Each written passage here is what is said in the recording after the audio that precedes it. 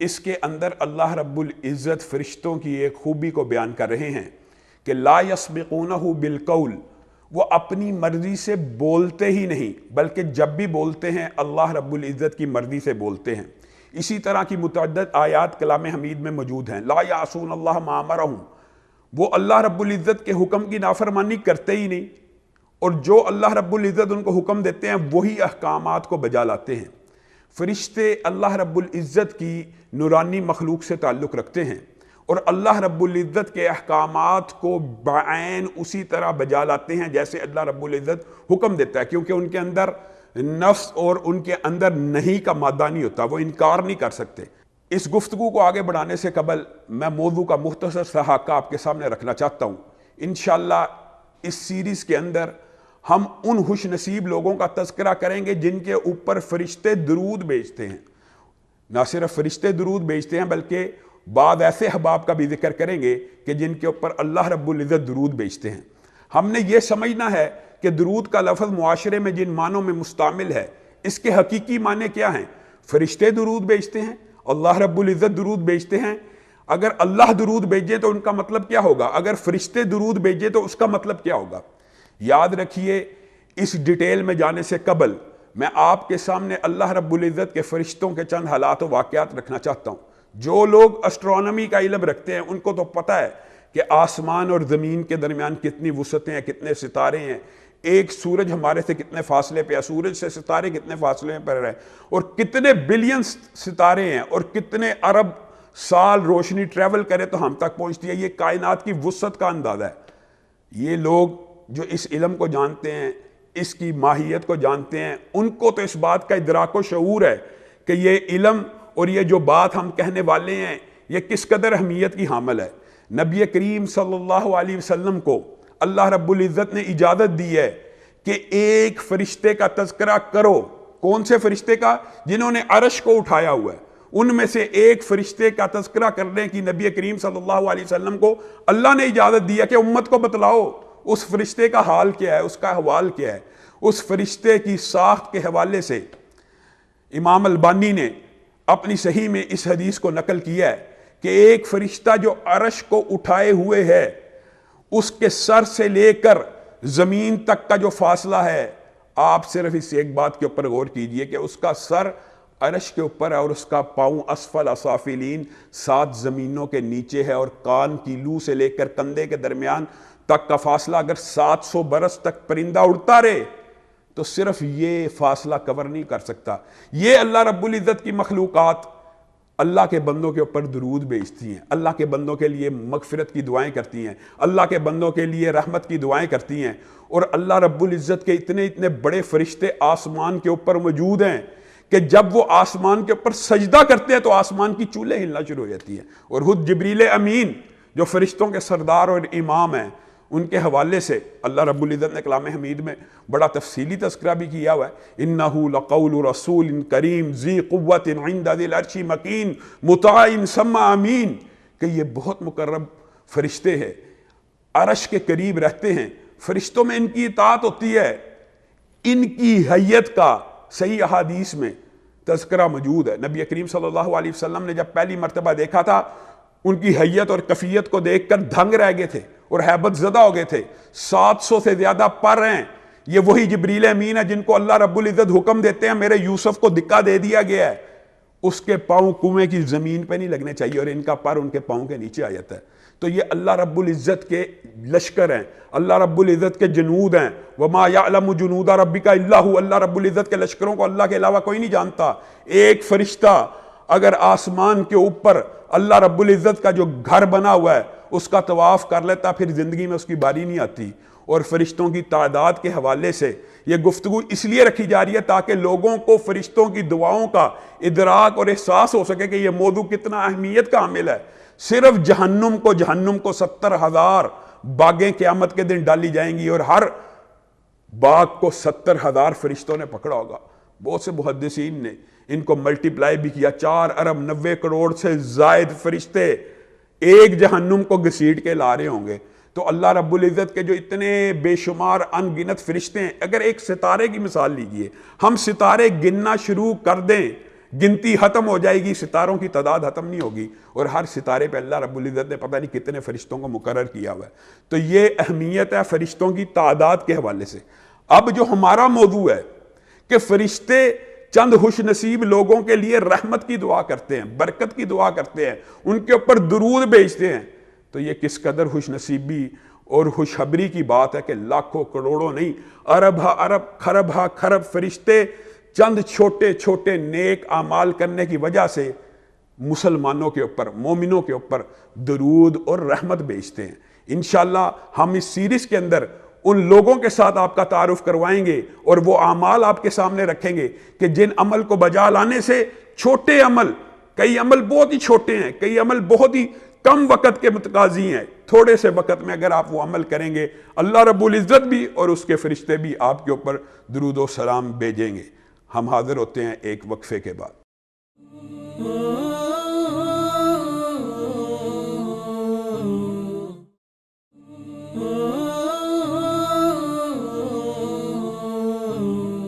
بسم اللہ الرحمن الرحیم۔ بریک سے قبل ہم آپ کے سامنے جو گفتگو رکھ رہے تھے اسی سے بات کو آگے چلاتے ہیں۔ ہم نے آپ کے سامنے جو گفتگو کی ہے اس کا خلاصہ یہ ہے کہ فرشتے اللہ رب العزت کے حکم کی عدولی نہیں کرتے، جو اللہ کہتا ہے وہی کرتے ہیں۔ تو یہ بات نہایت اہم اور سمجھنے کی ہے کہ اگر ایک فرشتہ جو اللہ کی مرضی کے بغیر ایک لفظ بھی نہیں بولتا، اللہ ہی کے سامنے دعا کر رہا ہے بندہ مومن کے لیے کہ اللہ رب العزت اس کی مغفرت کر، اس کے اوپر رحمتوں کا نزول فرما، تو اس دعا کی قبولیت میں کیا شک ہو سکتا ہے؟ بڑی عام فہم بات ہے کہ اللہ کے حکم سے دعا کر رہا ہے اور کر کس سے رہا ہے؟ اللہ ہی سے کر رہا ہے، تو گویا یہ ساری کی ساری دعائیں مقبول ہیں۔ اب آتے ہیں ہم اس حصے کی طرف کہ اللہ رب العزت کا درود بھیجنا کیا ہے اور فرشتوں کا درود بھیجنا کیا ہے۔ امام راغب اصفہانی اور دیگر ائمہ اور محدثین نے واضح طور پہ یہ بات لکھی ہے، جب بھی اللہ رب العزت یہ بات ان کی طرف منسوب کی جائے کہ وہ بندے کے اوپر درود بھیج رہے ہیں تو اس کے 5 مطلب ہو سکتے ہیں۔ نمبر 1، وہ بندے کا تزکیہ فرما رہے ہیں۔ نمبر 2، وہ بندے کا ذکر کر رہے ہیں۔ نمبر 3، وہ بندے کی عزت میں اضافہ کر رہے ہیں۔ نمبر 4، وہ بندے کے اوپر رحمتوں کا نزول فرما رہے ہیں۔ یہ باتیں ائمہ اور محدثین سے ثابت ہے۔ اللہ رب العزت جب درود بھیجتے ہیں تو انہی میں سے کوئی بات ہوتی ہے۔ مثلا حدیث میں آتا ہے نبی کریم صلی اللہ علیہ وسلم نے فرمایا ہے کہ اللہ رب العزت کہتے ہیں میں بندے کے گمان کے مطابق ہوتا ہوں، بندہ مجھے دل میں یاد کرتا ہے میں بھی اس کو دل میں یاد کرتا ہوں، بندہ مجلس میں ذکر کرتا ہے میں بھی اس کا ذکر مجلس میں کرتا ہوں، اور اس بندے کی مجلس سے بہتر مجلس میں ذکر کرتا ہوں۔ فَاذْكُرُونِي أَذْكُرْكُمْ، اللہ رب العزت نے کلام حمید میں کہا تم میرا ذکر کرو میں تمہارا ذکر کرتا ہوں۔ دیکھیں یہ کس قدر خوش نصیبی کی بات ہے۔ حقیقت بات کا اگر جائزہ لیجیے، آپ کو اور مجھے آج پتہ چلے کہ چیف آف آرمی سٹاف، صدر، وزیر اعظم اپنی مجلس کے اندر میرا نام لے رہا ہے، میرا ذکر کر رہا ہے، ہماری خوشی اور مسرت کا کیا ٹھکانہ ہوگا؟ تو وہ دیکھیں وہ احکم الحاکمین وہ رب العالمین جس بندے کا اپنی مجلس میں تذکرہ کرتا ہے اس کے نصیبے اور خوش نصیبی کا کیا کہنا۔ اور اسی پر بس نہیں ہے، نبی کریم صلی اللہ علیہ وسلم نے یہ جو درود بھیجنے کا ایک مطلب یہ ہے کہ اللہ رب العزت اس کا اپنی مجلس میں ذکر کرتا ہے، یہ بہت بڑا رتبہ ہے۔ نبی کریم صلی اللہ علیہ وسلم نے ارشاد فرمایا بندہ زمین کے اوپر رہ کے اللہ کا ذکر کرتا رہتا ہے، اللہ آسمان پہ ذکر کرتا رہتا ہے، ذکر کرتا رہتا ہے، یہاں تک کہ ایک لمحہ ایسا آتا ہے اللہ جبریل امین کو حکم دیتے ہیں کہ میں اس شخص سے محبت کرنے لگا ہوں، اے جبریل تو بھی اس سے محبت کر۔ جبریل اس کی محبت کو اپنے دل میں اتار لیتے ہیں اور فرشتوں کو آرڈر کرتے ہیں اللہ اور جبریل اس سے محبت کرنا شروع ہو گیا، تم سب بھی اس سے محبت کرو۔ سارے فرشتوں کے درمیان اس بندے کی محبت پھیل جاتی ہے۔ پھر کیا اسی پر بس ہوتا ہے؟ اگر حدیث یہاں پہ بھی رک جاتی تو مقام و مرتبے کے لحاظ سے کافی ہے، لیکن نبی کریم صلی اللہ علیہ وسلم نے ارشاد فرمایا پھر اس کی محبت زمین پہ اتار دی جاتی ہے اور زمین پہ رہنے والے مومنین ایمان والے اس شخص سے محبت کرنا شروع کر دیتے ہیں۔ لوگوں درود کا ایک مطلب یہ ہے کہ اللہ رب العزت اس کا اپنی مجلسوں میں ذکر کرتا ہے، اور یہ بات احادیث سے ثابت ہے کہ جو بندہ زمین پہ اللہ کا ذکر کرے گا اللہ آسمان پہ اس کا ذکر کرے گا۔ دوسری بات اللہ رب العزت اس کے اوپر رحمت کرتا ہے، اس کے اوپر تزکیہ کرتا ہے، اس کو عزت دیتا ہے، اس کو برکت دیتا ہے۔ برکت کا ہونا، عزت کا ہونا رحمت کا ہونا یہ بندہ مومن کے لیے بہت ہی خوش نصیبی کی بات ہے۔ اور بعض لوگ یہ سمجھتے ہیں شاید درود صرف نبی کریم صلی اللہ علیہ وسلم کے اوپر بھیجا جاتا ہے، نہیں، هو الذی یصلی علیکم، هو الذی یصلی علیکم، اللہ کہہ رہا ہے کلام حمید میں کہ وہ بھی مومنوں کے اوپر درود بھیجتا ہے، وملائکتہ، اور فرشتے بھی مومنوں کے اوپر درود بھیجتے ہیں۔ تو اللہ کا درود بھیجنا ان 5 قسموں میں سے ہوتا ہے، اور فرشتوں کا درود بھیجنا صرف 2 یا 3 قسموں میں محدثین نے بیان کیا۔ وہ کیا ہوتا ہے؟ یا وہ بندہ مومن کے لیے مغفرت کی دعا کرتے ہیں، یا وہ اس کی رحمت کی دعا کرتے ہیں، یا اس کے لیے وہ دعا کرتے رہتے ہیں جو بندہ اپنے بھائی کے لیے کر رہا ہوتا ہے۔ اب ہم آپ کا تعارف سب سے پہلے اس شخص سے کرواتے ہیں کہ جس کے لیے آسمان کے فرشتے دعائیں کرتے ہیں، جس کے اوپر فرشتے رحمت کی دعائیں کرتے ہیں، مغفرت کی دعائیں کرتے ہیں۔ فاغفر للذین تابوا، پہلا وہ شخص جس کے لیے ہم انشاءاللہ اس سیریز کے اندر مختلف اشخاص کا ذکر کریں گے، جن کی تعداد 25 یا 26 یا جتنی بھی اللہ نے توفیق دی، یا اللہ کے فضل و کرم سے معلومات حاصل کر کے ہم ان لوگوں کی نشاندہی کریں گے جن کے اوپر فرشتے اور اللہ رب العزت درود بھیجتے ہیں۔ ان میں سے جو پہلی قسم ہے وہ کون سی ہے؟ فاغفر للذین تابوا، فرشتے اس بندے کے لیے مغفرت کی دعا کرتے ہیں۔ اور اگر اس صورت کے پس منظر میں آپ جائیں تو یہ کون سے فرشتے ہیں جنہوں نے عرش کو اٹھایا ہوا ہے؟ کن کے لیے دعا کرتے ہیں؟ جو اللہ رب العزت کی بارگاہ میں آ کے توبہ کر لیتے ہیں۔ جو بندہ گناہ گار ہو، گناہوں سے لتھڑا ہوا ہو، گناہوں سے بھر جائے، اس کا میزان کتنے گناہ ہو، میں صحیح حدیث آپ کے سامنے رکھتا ہوں، زمین سے لے کے آسمان تک کی جگہ بھری ہو۔ لوگوں، زمین سے لے کے آسمان تک کی جگہ، یہ فاصلے، یہ وسعتیں علم رکھنے والے خوب جانتے ہیں۔ روشنی 1 ارب 20 کروڑ سال سفر کرتی رہے، ابھی انسانی آنکھ یعنی انسانی دوربین جو انسان نے ایجاد کی ہے صرف وہاں تک پہنچی ہے جہاں پہ روشنی 1 ارب 20 کروڑ سال سفر کرتی ہے۔ یہ سارے کا سارا فاصلہ، یہ سارے کا ساری جگہ گناہوں سے بھر جائے۔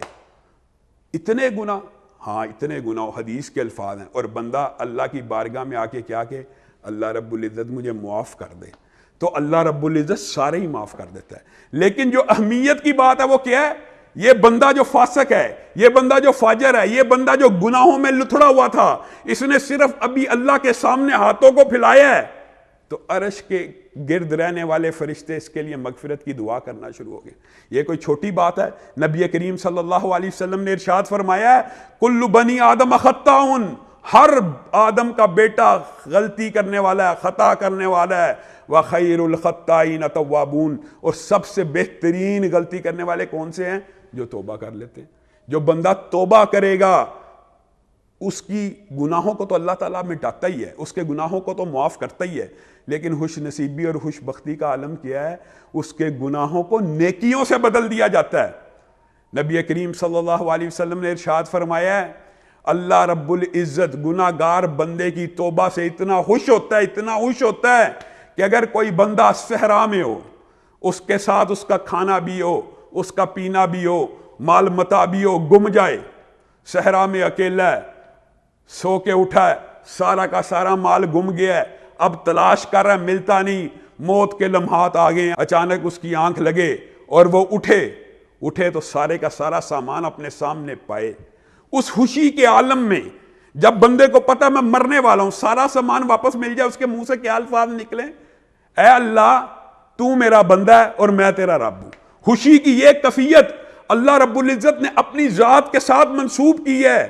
جو بندہ مومن جذبات میں آ کے اتنا خوش ہوتا ہے کہ الفاظ بھی صحیح ادا نہیں کرتا، اللہ رب العزت کے بارے میں نبی کریم صلی اللہ علیہ وسلم نے ارشاد فرمایا کہ بندہ مومن، بندہ گناہ گار کی توبہ پہ اللہ رب العزت اس سے بھی زیادہ خوش ہوتے ہیں۔ نبی کریم صلی اللہ علیہ وسلم نے ارشاد فرمایا، خوشخبری کی بات یہ ہے، توبہ اس وقت تک قابل قبول ہے جب تک روح اور جسم کا رشتہ برقرار ہے۔ ان اللہ یقبل التوبۃ العبد ما لم یغرغر ہے، اور بعض روایات میں یغرغر، کیا مطلب؟ جب روح ایڑ لگاتی ہے حلق کے اوپر، پرواز کرنے کے لیے آخری لمحات ہوتے ہیں، اس وقت تک اللہ رب العزت بندہ مومن کی توبہ کو قبول کرتا ہے۔ اور یہ بات روایات کے اندر یہ بات بھی موجود ہے کہ ابلیس کا حضرت آدم کا اللہ رب العزت سے جو مکالمہ ہوا تھا تو حضرت آدم نے آخر میں اللہ رب العزت سے یہی بات مانگی تھی، جس کے بعد شیطان اپنا سر پیٹ کے رہ گیا تھا کہ اللہ رب العزت نے کہا تھا ٹھیک ہے اگر ابن آدم ساری زندگی خطائیں لے کر آئے گا لیکن میرے سامنے ایک مرتبہ اپنے ہاتھوں کو پھیلائے گا، میں اس کے سارے گناہوں کو معاف کر دوں گا۔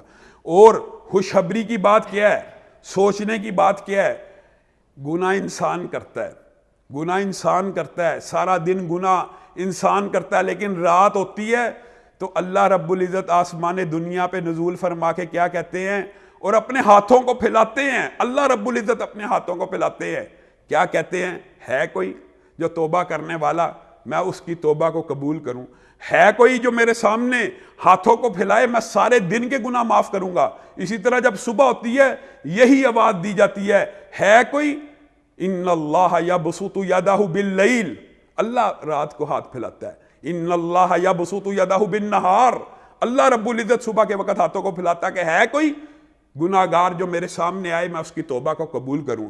یا عبادی الذین اسرفوا علی انفسہم لا تقنطوا من رحمت اللہ، اے میرے بندو جو اپنی جانوں پہ ظلم کر چکے ہو، اللہ رب العزت کی رحمت سے مایوس نہ ہو۔ جب فرشتے اللہ رب العزت کے پاس جنہوں نے عرش کو اٹھایا ہوا ہے، جب بندہ گناہ کرتا ہے تو اس کے لیے وہ دعا کرنا شروع کر دیتے ہیں، تو بندہ، یہ بھی ہمارے معاشرے میں ایک عجیب و غریب فلسفہ ہے، اللہ رب العزت خود تو کہتا ہے وَإِذَا سَأَلَكَ عِبَادِي أَنِّي فَإِنِّي قَرِيبٌ۔ ہمارے معاشرے میں عام طور پہ آپ نے دیکھا ہو تو لوگ کہتے ہیں یار اللہ بہت دور ہے، اللہ کے پاس جانے کے لیے بہت سلسلے چاہیے، بہت وسیلے چاہیے، بہت طریقے چاہیے، اللہ بہت دور ہے، اللہ تک پہنچنے کے لیے مختلف راستے ہونے چاہیے۔ اللہ کہہ رہا ہے انی قریب، وَإِذَا سَأَلَكَ عِبَادِي أَنِّي فَإِنِّي قَرِيبٌ أُجِيبُ دَعْوَةَ الدَّاعِ إِذَا دَعَانِ، جب بھی کوئی پکارنے والا مجھے پکارتا ہے میں اس کو جواب دیتا ہوں۔ نَحْنُ أَقْرَبُ إِلَيْهِ مِنْ حَبْلِ الْوَرِيدِ، میں تمہاری شہرگ حیات سے بھی زیادہ قریب ہوں۔ جو رب خود اپنے بارے میں کہہ رہا ہے قریب ہے، ہم بندے کہ نہیں جی اللہ رب العزت دور ہے، تو یہ ہمیں اپنی عقل کو، ہمیں اپنے آپ کو سمجھانے کی ضرورت ہے، ہمیں اپنے گریبانوں کو ٹٹولنے کی ضرورت ہے۔ اللہ رب العزت کی رحمتیں وسیع ہیں، اور گناہوں کے انبار لے کے آ جائیں، ایک مرتبہ اللہ رب العزت کی بارگاہ میں آ کے توبہ کو کر لیں۔ صرف آپ ہی توبہ نہیں کر رہے، توبہ کرنے والوں کے لیے آسمان کے فرشتے دعائیں کر رہے ہیں اللہ سے کہ اللہ تعالیٰ اس کی توبہ کو قبول کر۔ اور اسی پر بس نہیں، یہ بھی کہا جا رہا ہے کہ جو اس کے آباء و اجداد ہیں، جو اس کے بچے ہیں، جو نیک عمل کرتے ہیں اور قائم رہتے ہیں اپنے نیک عمل پہ، اللہ رب العزت ان کو بھی جنت الفردوس کا وارث بنا۔ انشاءاللہ آئندہ آنے والے پروگرام میں آپ کے سامنے دوسرے ایسے شخص کا ذکر کیا جائے گا کہ جس کے اوپر فرشتے اور اللہ رب العزت اپنی رحمتوں کو نازل فرماتے ہیں اور درود بھیجتے ہیں۔ وآخر دعوانا ان الحمدللہ رب العالمین۔